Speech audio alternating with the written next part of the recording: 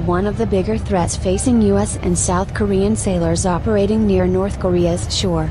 The threat can be mitigated, however. It's a risk that could be mitigated by 1. Taking them out preemptively, if not already at sea, or 2. Not coming in close. Analyst Brian McGraw, managing director of the Ferry Bridge Group Naval Consultancy, told the National Interest. They are a manageable threat. But North Korea also possesses a large fleet of conventional submarines, which could pose a potential threat to allied naval operations. Underwater forces are composed of about 70 Romeo-class submarines and submersibles, reads a South Korean Ministry of National Defense white paper from 2014. The mission of these underwater forces is to disrupt sea lanes of communication, lay mines, attack surface vessels, and support the infiltration of special operation forces.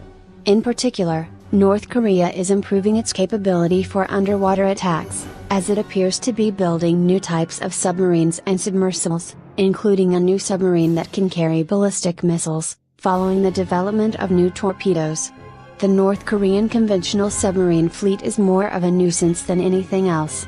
Their large number of small diesel submarines can complicate maritime operations, but not in a really prohibitive manner, Jerry Hendricks, director of the Defense Strategies and Assessments Program at the Center for a New American Security, told the National Interest.